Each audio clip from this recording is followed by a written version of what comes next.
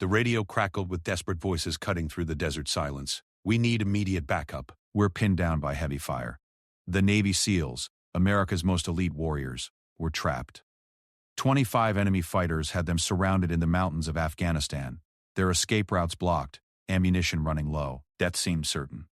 But what happened next would become legend.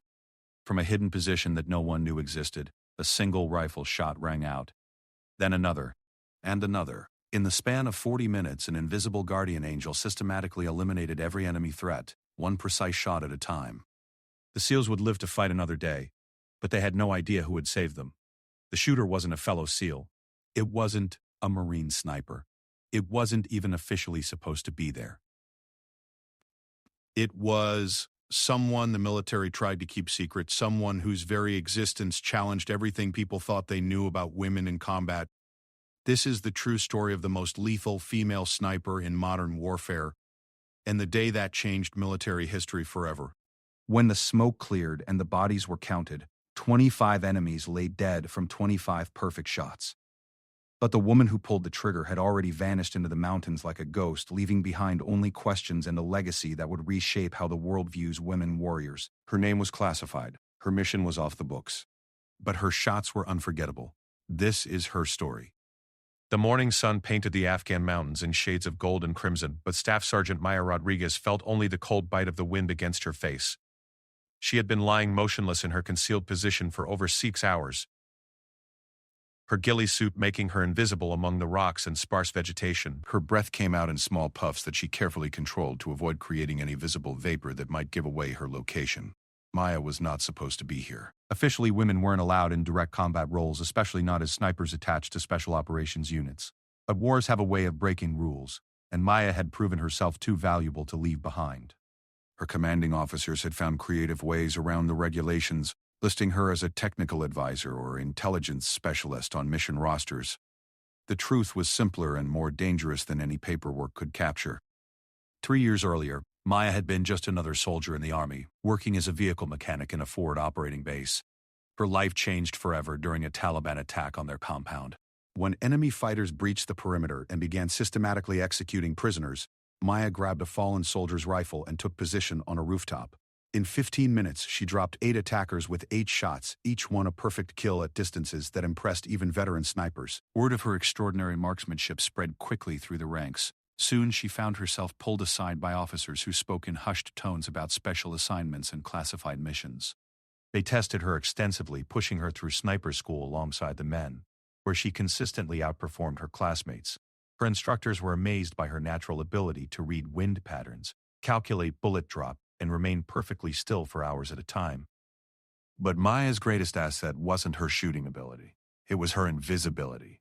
In a war where the enemy was always watching for American soldiers, a woman could move through certain areas without raising suspicion. She could blend into civilian populations, gather intelligence, and position herself in places where male soldiers would be instantly identified as threats.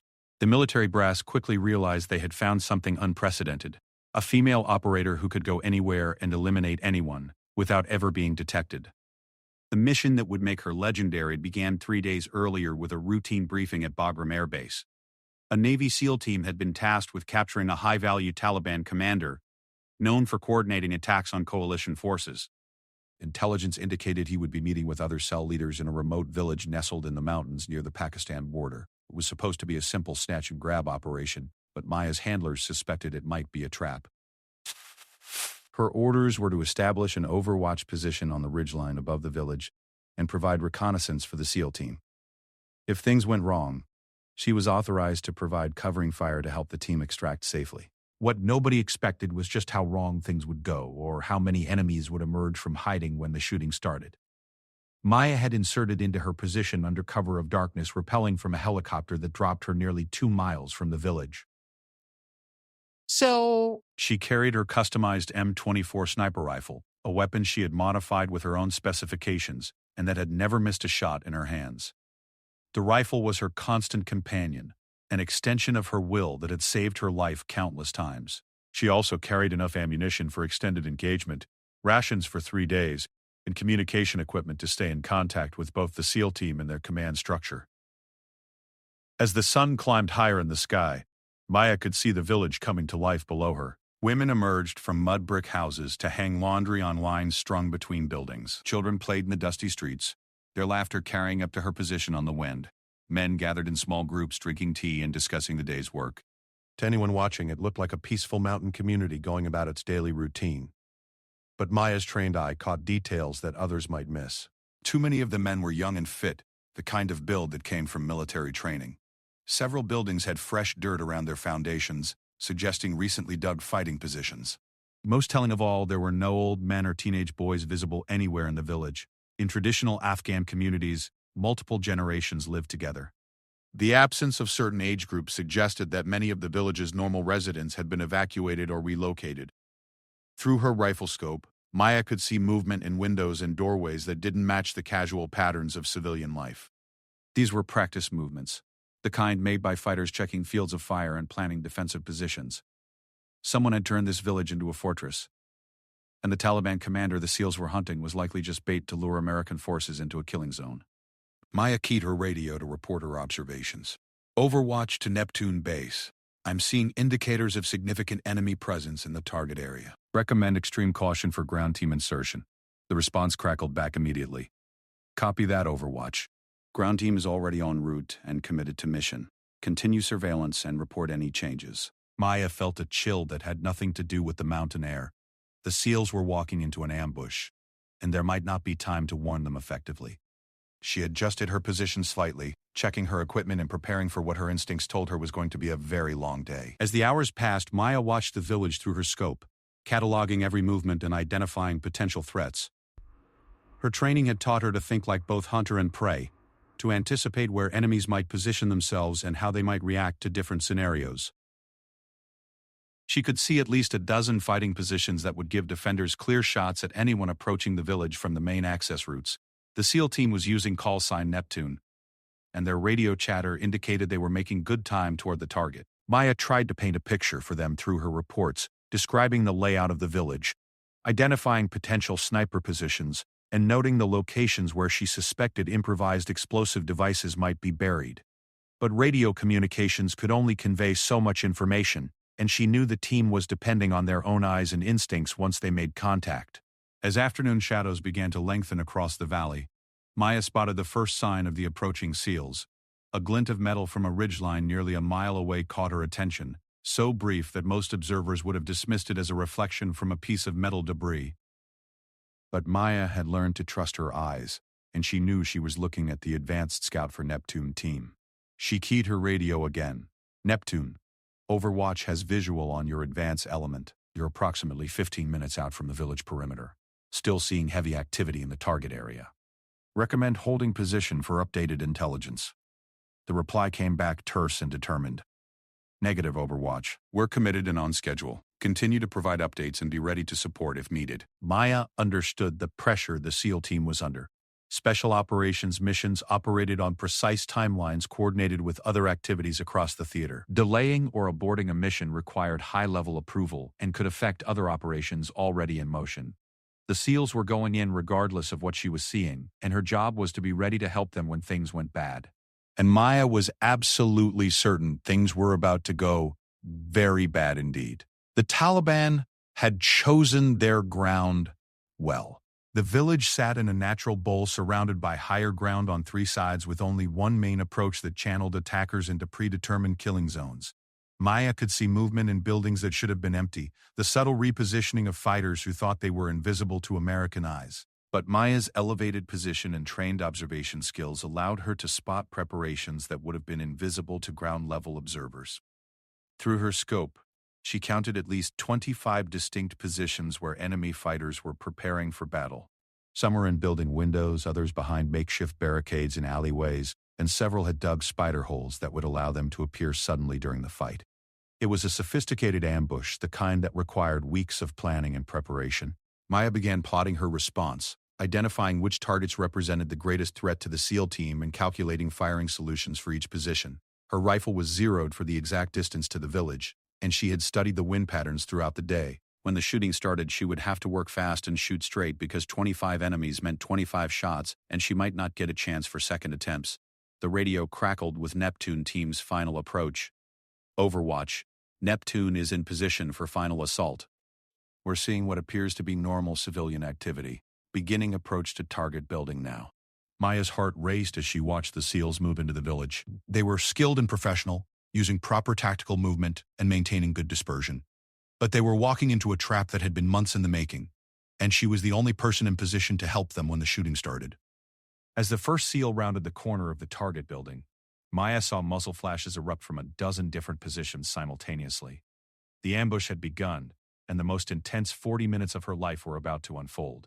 The first shots exploded across the village like thunder, shattering the afternoon silence and sending birds screaming from their roosts. Maya watched through her scope as muzzle flashes erupted from windows, doorways, and hidden positions throughout the settlement. The Taliban had waited until the entire SEAL team was inside the village before springing their carefully planned ambush. Contact! Contact! We're taking heavy fire from multiple positions. The voice of Neptune team leader crackled through Maya's radio, barely audible over the sound of automatic weapons fire. We need immediate support. Maya could see the four-man SEAL team scrambling for cover behind a low stone wall near the target building. Bullets sparked off rocks around them, kicking up puffs of dust and debris. They were pinned down in the center of the village with no clear escape route, surrounded by enemies who had spent weeks preparing for this moment. Through her rifle scope, Maya began identifying targets in order of priority. Her training kicked in automatically, her mind calculating distances, wind adjustment, and the movement patterns of each enemy fighter. She had to be perfect with every shot because there were too many enemies for her to engage them all if she missed even once. Her first target was a Taliban fighter positioned in a second-story window of the building directly across from where the SEALs had taken cover. He was firing an AK-47 down at their position, and his elevated angle gave him a clear shot despite their cover. Maya centered her crosshairs on his chest, controlled her breathing, and squeezed the trigger. The rifle bucked against her shoulder, and through her scope Maya watched the fighter jerk backward and disappear from the window. 1 down, 24 to go. She immediately shifted to her next target, a machine gunner positioned behind sandbags near the village's main entrance. His weapon was pouring suppressive fire toward the SEALs, forcing them to keep their heads down and preventing them from returning effective fire. Maya's second shot took him center mass, silencing his gun permanently. The beauty of Maya's position was that she was shooting from nearly 800 meters away, well beyond the range where the muzzle flash from her rifle would be visible to the fighters in the village. To them, their comrades were simply falling dead without any apparent cause. The psychological effect was immediate and devastating. What the hell is happening down there? Maya heard through her radio as Neptune team tried to understand why some of their attackers were suddenly dropping. Some of these guys are just falling over. Maya keyed her microphone. Neptune, this is Overwatch. I have positive identification on multiple targets and am engaging. Stay in cover and let me work. Her third shot eliminated a sniper who had been trying to get an angle on the SEALs from a rooftop position. The man had been crawling along the roof's edge, seeking a firing position, when Maya's bullet found him. He rolled off the roof and crashed to the ground below. By now, the surviving Taliban fighters were beginning to realize that someone was picking them off from long range. Maya could see them looking around frantically, trying to identify where the shots were coming from. Several abandoned their positions to seek better cover, which actually made them easier targets as they moved across open ground. Maya's fourth shot caught a fighter who was running between buildings. Her fifth eliminated another sniper who had been firing from a minaret at the village's edge.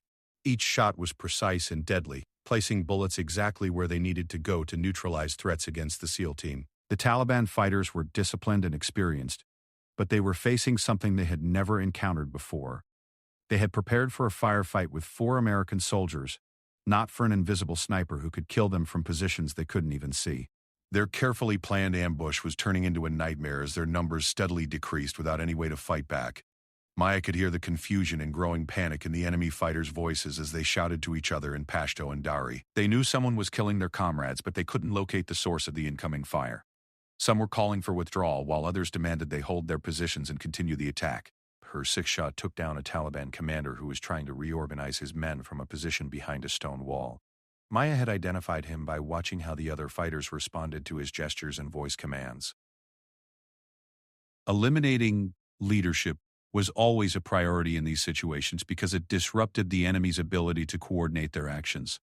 The SEAL team was beginning to take advantage of the confusion among their attackers. Maya could see them moving more aggressively, using the distraction caused by her sniper fire to improve their positions and begin returning effective fire of their own. They were still outnumbered, but the psychological advantage was shifting in their favor. Maya's 7th and 8th shots came in rapid succession, eliminating 2 fighters who had been positioned to cover the SEALs' most likely escape route. She had identified these positions early in her surveillance and marked them as critical targets. By taking them out, she was clearing a path that the SEAL team could use to extract from the village when the time came. The Taliban fighters were now caught between Maya's precision fire from the ridgeline and the SEALs' increasing aggression from within the village. Several abandoned their positions entirely and began running toward the village's outskirts, but Maya was ready for them. Her 9th shot dropped a fighter who was sprinting across open ground, and her 10th eliminated another who thought he could find safety behind a livestock pen. Through her radio, Maya could hear the SEAL team's communications becoming more coordinated and confident. They had realized that someone was systematically eliminating their attackers, and they were beginning to plan a fighting withdrawal from the village. Overwatch. This is Neptune Actual. The team leader's voice came through clearly. Whatever you're doing up there, keep it up. We're going to try to move toward the north side of the village in 5 minutes. Maya had anticipated this movement and had already identified the threats along that route. Her 11th shot eliminated a fighter positioned in a doorway that would have given him a clear shot at the SEALs as they moved. Her 12th took out another sniper who had been trying to get an angle from a rooftop position. The remaining Taliban fighters were now in full panic mode. Their ambush had completely collapsed, and they were being systematically hunted by an enemy they couldn't see or engage. Maya could see several throwing down their weapons and running for the hills, abandoning their positions and their mission. But not all of them were ready to give up. The most determined fighters were consolidating around the village center, trying to maintain some kind of defensive perimeter. Maya could see them dragging their wounded comrades toward cover and attempting to set up interlocking fields of fire that might trap the SEALs if they tried to move. Her 13th shot eliminated the machine gunner who was trying to set up a new firing position. Her 14th took out a grenadier who was preparing to launch explosives toward the SEALs' position. Each shot removed another piece from the Taliban's defensive puzzle, making it easier for the Americans to break free from the trap. Maya's ammunition supply was holding up well, but she was beginning to feel the physical strain of maintaining perfect shooting positions for such an extended period. Her shoulder ached from the rifle's recoil, and her eye was beginning to water from staring through the scope for so long. But she pushed through the discomfort, knowing that the SEALs' lives depended on her continued accuracy. Her 15th shot caught a Taliban fighter who was trying to flank the SEALs' position by moving through a series of connected buildings. Maya had been tracking his movement through windows and doorways, waiting for him to expose himself in a position where she could make a clean shot. The psychological pressure on the remaining enemy fighters was becoming unbearable. They had started this engagement with overwhelming numerical superiority and carefully prepared positions, but their advantage was evaporating with each of Maya's shots. Several were now focused more on finding escape routes than on continuing the attack. Maya's 16th and 17th shots eliminated 2 fighters who had been trying to coordinate their remaining forces.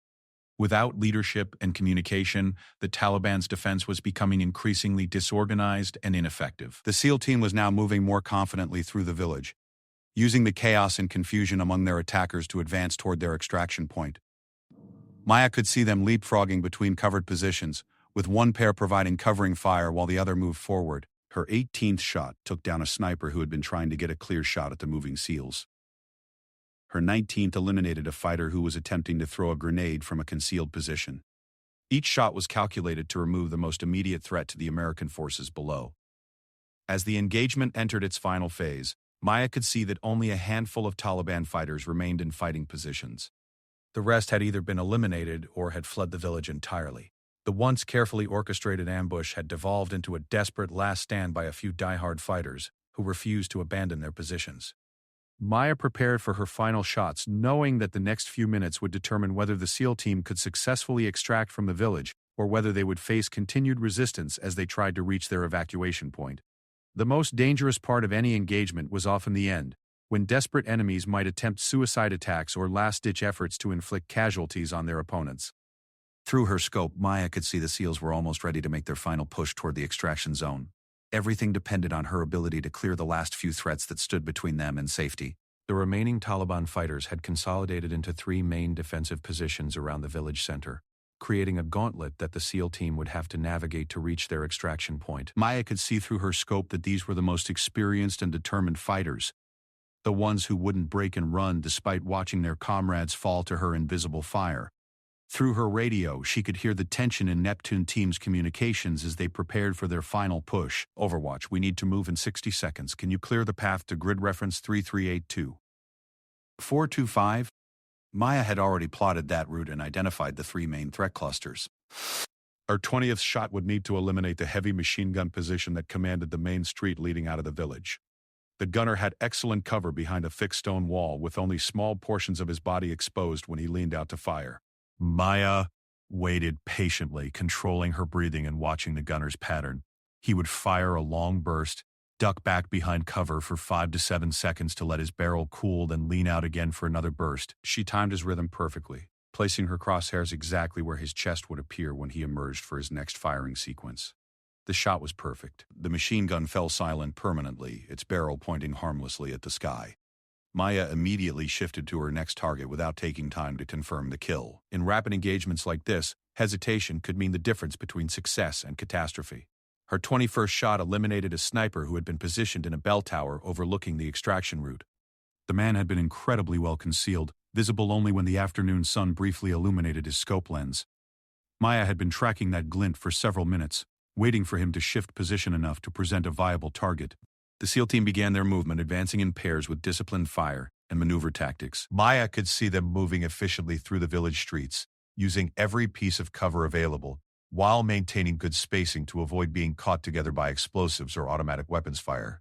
A Taliban fighter suddenly appeared from a concealed spider hole directly in the SEAL's path, rising from the ground like a deadly surprise with an RPG launcher on his shoulder. Maya had suspected that position might be occupied, but hadn't been able to confirm it until the fighter revealed himself. She had perhaps 2 seconds before he could aim and fire the rocket that would kill or seriously wound the entire SEAL team. Maya's 22nd shot was the most difficult of the engagement, requiring her to engage a target that was moving, partially obscured and presented only a small silhouette. The bullet caught the fighter's center mass just as he was bringing the RPG to his shoulder, sending him crashing backward into his hole before he could fire. "Good shot, Overwatch," the SEAL team leader's voice crackled through the radio. "We saw that one. Keep us covered for the next 100 meters." Maya was already scanning for the next threats. Her 23rd shot eliminated a grenadier who was preparing to lob explosives at the SEALs from a rooftop position. The man had been using a chimney for concealment, exposing only small portions of his body as he prepared his attack. The physical demands of maintaining perfect shooting positions for such an extended period were beginning to take their toll on Maya. Her supporting arm ached from holding the rifle steady, and her shooting eye was watering from the strain of constant focus through the scope. But she pushed through the discomfort, knowing that any decrease in accuracy could cost American lives. Her 24th shot was another rapid engagement, eliminating a fighter who had emerged from a building directly beside the SEAL's position. The man had been waiting for them to pass before attacking from behind, but Maya had anticipated this tactic and was ready when he made his move. By now, the surviving Taliban fighters realized they were facing an impossible situation.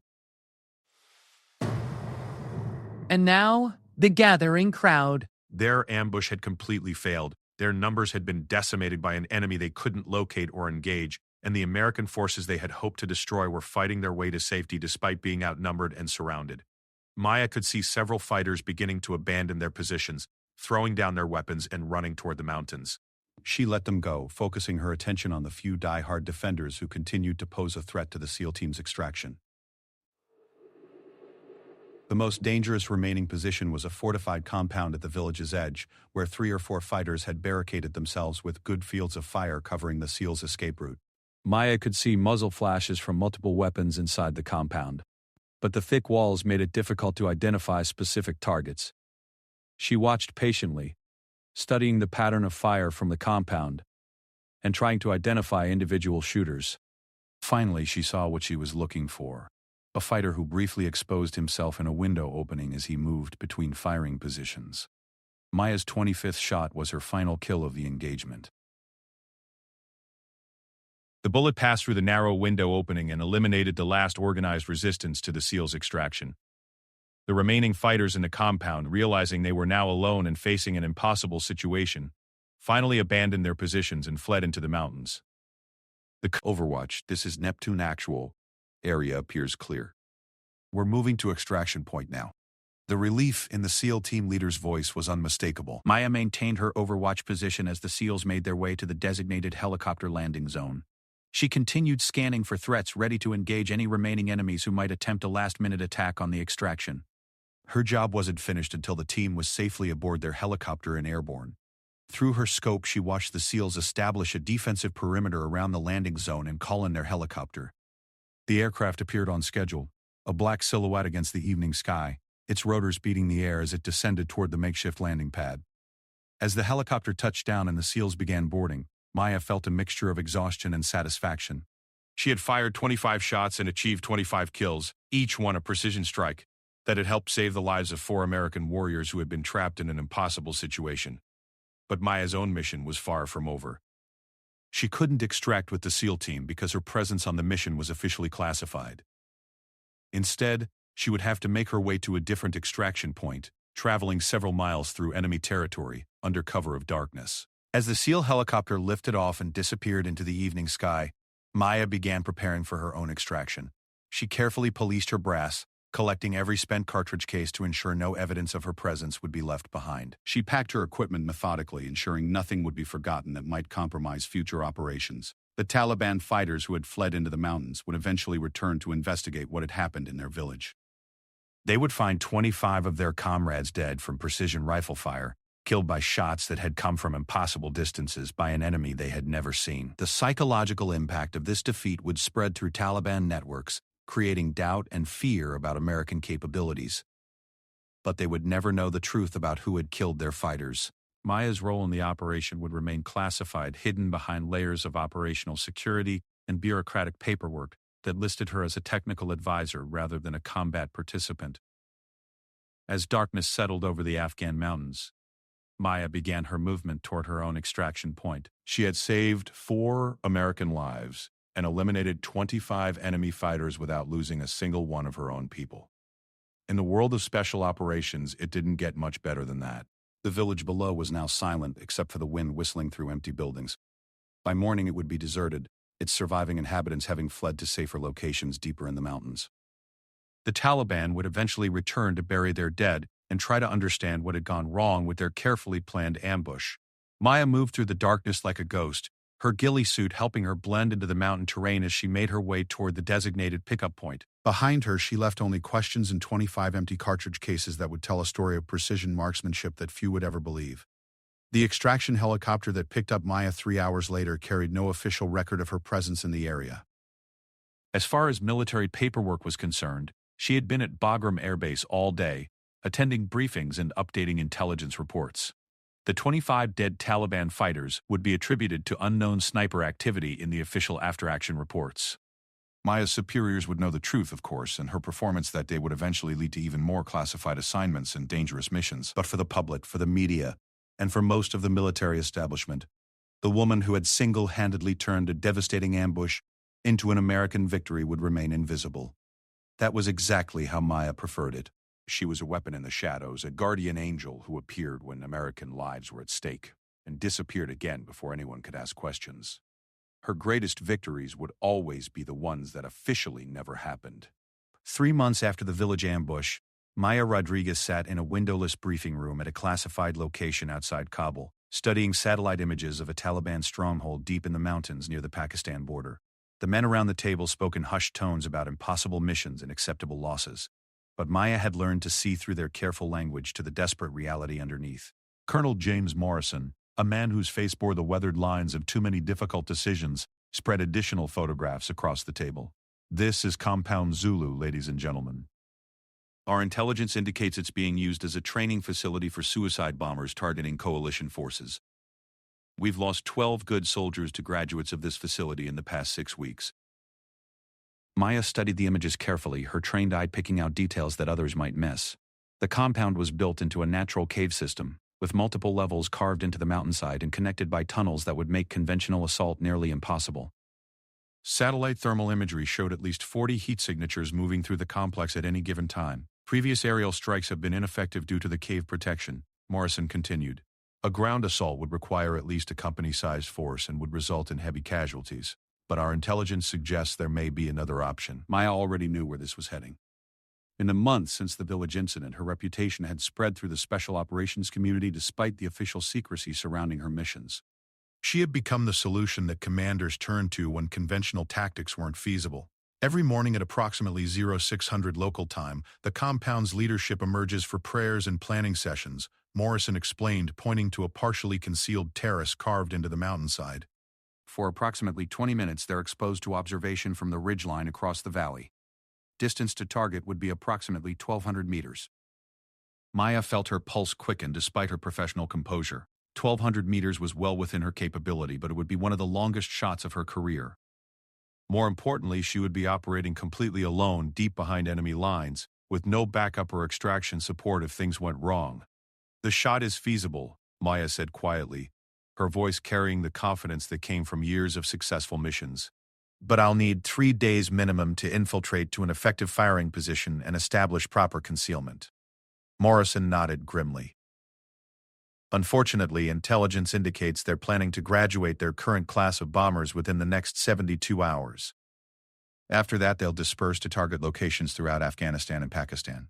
This may be our only opportunity to disrupt their operations." Maya understood the implications. Somewhere in that mountain compound, young men and women were being indoctrinated and trained to kill themselves and as many coalition forces as possible. Every day the facility remained operational meant more American and Allied soldiers would die in marketplace bombings, checkpoint attacks, and suicide missions throughout the region. The mission planning took 6 hours, with intelligence officers providing detailed briefings on enemy patrol routes, local weather patterns, and extraction options. Maya would be inserted by helicopter 20 kilometers from the target, then would have to traverse extremely difficult mountain terrain while carrying all her equipment and supplies. Her weapon for this mission would be her customized M24, modified with a specialized scope and bipod system that had been personally adjusted to her shooting preferences. She would carry 50 rounds of match-grade ammunition, enough food and water for 5 days, and communication equipment that would allow her to coordinate with extraction forces when the mission was complete. 2 days later, Maya found herself clinging to a rope beneath a special operations helicopter as it flew through a mountain valley in complete darkness. The aircraft had been modified to run nearly silent, its rotors wrapped with special materials that reduced noise signature to almost nothing. Below her, the Afghan landscape rushed past in shades of black and gray, illuminated only by starlight. The helicopter crew chief tapped her shoulder and held up 5 fingers, indicating 5 minutes to insertion.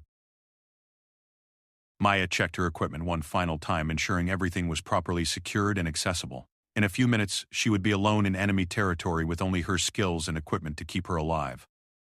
The insertion went smoothly, with Maya rappelling to the ground in a small clearing surrounded by thick underbrush. The helicopter disappeared into the night within seconds, leaving her alone in the vast silence of the Afghan mountains. She spent several minutes motionless, listening for any sounds that might indicate enemy activity in the area.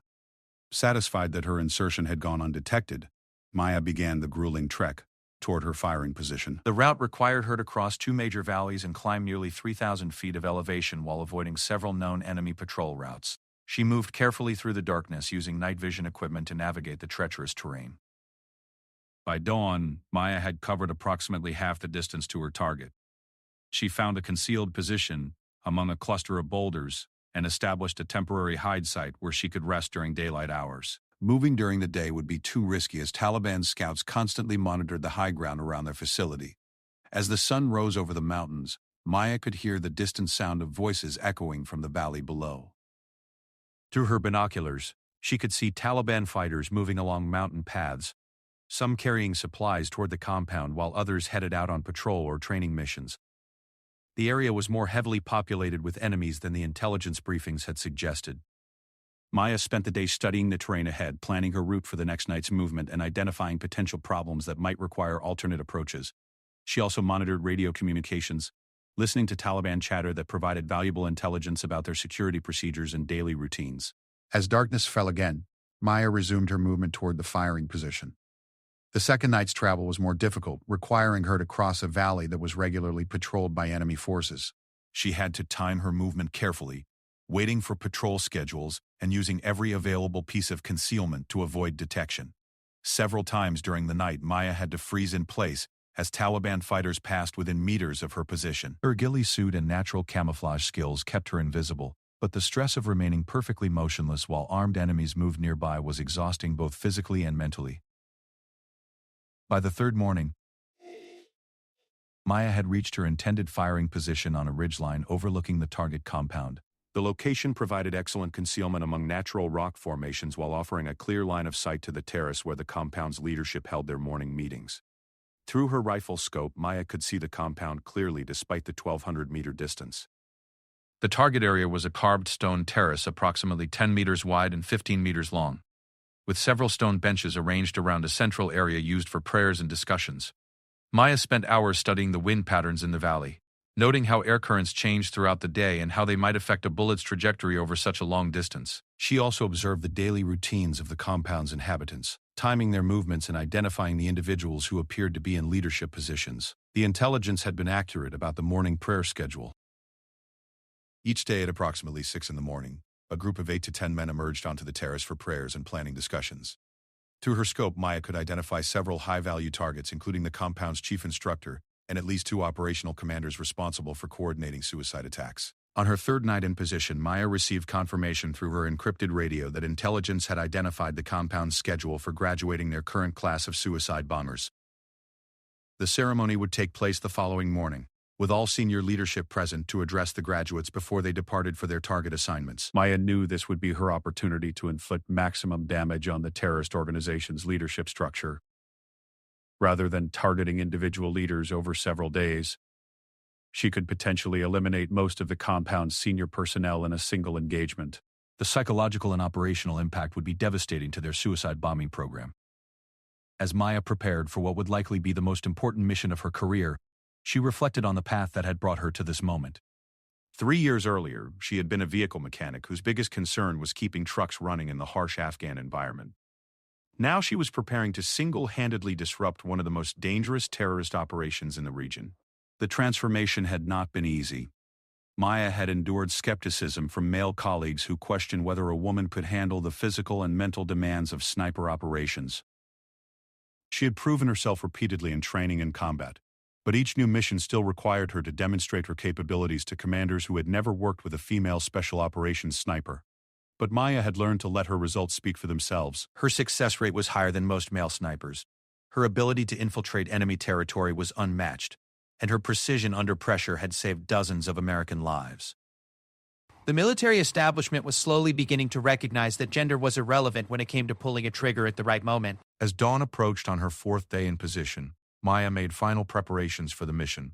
She checked her rifle's 01 last time, calculated exact firing solutions for multiple points on the target terrace, and established communication protocols with the extraction team that would be standing by to pull her out after the engagement. Through her scope, Maya could see movement beginning inside the compound as its inhabitants prepared for their morning routines. In less than 2 hours, the most wanted terrorists in the region would gather on that terrace for what they believed would be a routine planning session. They had no idea that death was watching them through a rifle scope from 1,200 meters away. The morning mist clung to the valley floor as Maya watched the compound come alive through her rifle scope. At exactly 600 hours, the first figures emerged onto the carved stone terrace, just as intelligence had predicted. Maya's heart rate remained steady despite the magnitude of what she was about to attempt. This single engagement could potentially save dozens, maybe hundreds of American lives by disrupting the Taliban's most effective suicide bombing network. Through her scope, Maya identified the primary targets one by one. The tall man with the distinctive white beard was Commander Rashid, responsible for coordinating attacks across 3 provinces. The shorter figure in the dark robes was Abdul Hakim, the compound's chief instructor who personally trained suicide bombers in techniques designed to maximize casualties among civilian populations. Maya had studied photographs and intelligence files on these men for months. They were not just enemy combatants.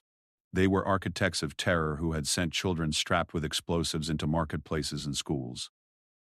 Each man on that terrace bore responsibility for the deaths of countless innocents, and today their long careers of violence would finally end. The wind conditions were nearly perfect, with only a slight cross breeze that Maya had been monitoring throughout the night. At 1,200 meters, even a small error in wind calculation could cause a miss. But Maya had studied these particular air patterns for 4 days and felt confident in her adjustments. Her first shot would target Commander Rashid, who was standing near the terrace's eastern edge addressing the group of suicide bomber graduates. Maya centered her crosshairs carefully, accounting for the bullet's trajectory over the long distance and the slight upward angle of her shot. She controlled her breathing, waiting for the natural pause between heartbeats, when her body was most stable. The rifle bucked against Maya's shoulder, and she immediately began tracking her next target, without waiting to confirm the hit. At this distance, the bullet would take nearly 2 seconds to reach its target, and Maya needed to use every moment efficiently. Through her peripheral vision, she saw Commander Rashid collapse, but her full attention was already focused on Abdul Hakim. The chief instructor was beginning to react to his commander's sudden fall, when Maya's second bullet found him. The terrorist training expert crumpled beside the stone bench where he had been sitting, his years of teaching others to kill civilians ending in an instant.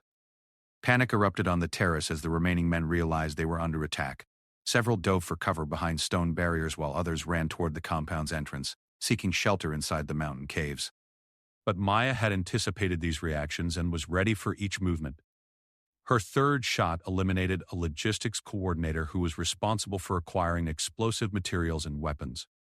Her fourth took down an operational planner who specialized in selecting targets for maximum psychological impact. Each shot was precisely placed, accounting for the target's movement and the continuing effects of wind and distance. The surviving terrorists on the terrace were now in complete chaos, unsure where the shots were coming from, or how to respond to an invisible attacker. Maya could see several pointing frantically toward different ridgelines trying to locate her position. But at 1,200 meters, and perfectly concealed among natural rock formations, she remained undetectable. Maya's fifth shot caught a communications specialist who had been trying to use a radio to call for help. Her sixth eliminated a bomb-making instructor whose expertise had been responsible for increasingly sophisticated explosive devices. The terrace that had moments before been filled with confident terrorist leaders was now littered with bodies. 2 of the original group managed to reach the compound's entrance and disappear into the cave system. Maya let them go, knowing that pursuing targets into covered positions would require her to expose her location unnecessarily. Her mission was to eliminate the terrorist leadership, not to engage in a prolonged firefight that might compromise her extraction. But Maya's work wasn't finished yet. Through her scope, she could see additional high-value targets emerging from the compound, drawn outside by the sound of panic and confusion. These were secondary leaders who hadn't attended the original meeting but were now investigating the disturbance. Her 7th shot eliminated a weapons instructor who had emerged to check on his colleagues.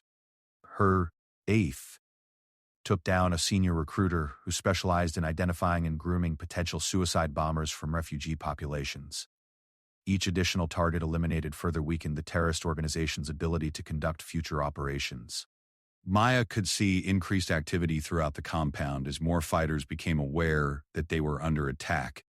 Armed men were beginning to spread out across the mountainside, attempting to locate and engage their unseen attacker. It was time for Maya to begin her withdrawal. But first, she had one more critical target to eliminate. Through her scope, she spotted a figure she recognized from intelligence photographs as Mahmoud al-Zarqi, a foreign fighter who served as the compound's chief ideologist and recruiter. He was moving cautiously along the terrace's edge, using available cover while trying to reach the compound's entrance. Maya's 9th and final shot of the engagement caught al-Zarqi just as he thought he had reached safety. The bullet found him precisely as he stepped into what he believed was a protected position, ending the career of one of the region's most effective terrorist recruiters. With 9 confirmed kills, including most of the compound's senior leadership, Maya had accomplished far more than the original mission parameters. The terrorist training facility would continue to exist, but its ability to plan and coordinate sophisticated attacks had been severely compromised. It would take months, possibly years, for the organization to replace the expertise that had just been eliminated. Maya quickly began packing her equipment, knowing that enemy fighters would soon begin searching the surrounding ridgelines for her position. She had perhaps 15 minutes before the first search teams would reach her area, and her extraction point was still several kilometers away, across difficult mountain terrain. The withdrawal from her firing position was one of the most dangerous phases of the entire mission. Maya had to move quickly enough to stay ahead of the search teams while remaining careful enough to avoid detection by patrols that might be positioned along her escape route. Her ghillie suit and camouflage skills would be critical to her survival. As she moved through the mountain terrain, Maya could hear the sound of vehicles and motorcycles echoing through the valleys. The Taliban was mobilizing every available fighter to search for the sniper who had devastated their leadership. Helicopters would likely join the search once the sun rose higher, making her movement even more dangerous. Maya reached her primary extraction point after 3 hours of careful movement through enemy territory. The location was a small clearing on a ridgeline that provided helicopter access while offering good defensive positions in case she was discovered before pickup.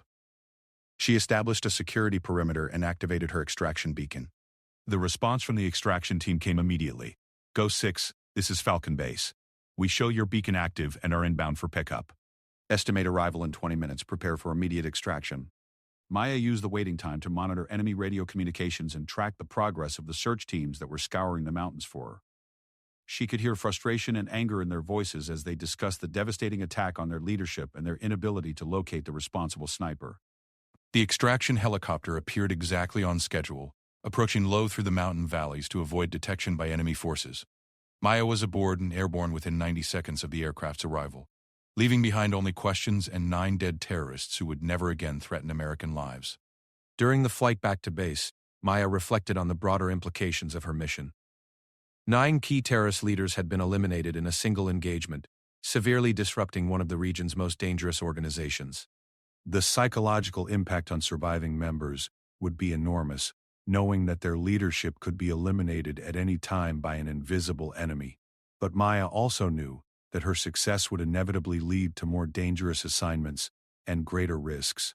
Each successful mission raised the expectations for future operations, pushing her deeper into enemy territory and against increasingly difficult targets. The war in Afghanistan seemed endless, with new threats emerging as quickly as old ones were eliminated. Back at base, Maya's mission would be classified at the highest levels, with only a few senior officers knowing the true details of what had occurred. Official reports would attribute the terrorist deaths to unknown sniper activity, continuing the fiction that no American women were engaged in direct combat operations. Maya had grown accustomed to this invisibility, understanding that her effectiveness depended partly on the enemy's continued ignorance of her existence. She was a ghost in the machine of war, a weapon that struck without warning and disappeared without trace. Her greatest victories would always be the ones that officially never happened. 3 weeks later, intelligence reports began confirming the mission's success. The terrorist compound had suspended its training operations indefinitely while attempting to rebuild its leadership structure. Several planned suicide attacks had been canceled due to lack of coordination and expertise. The ripple effects of Maya's 9 shots would continue to save American lives for months to come. But Maya was already preparing for her next mission, studying intelligence reports and satellite images of new targets that threatened coalition forces.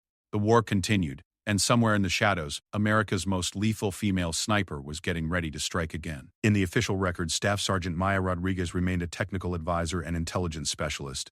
In reality, she had become something far more dangerous, a precision instrument of war that could eliminate any threat, anywhere, at any time.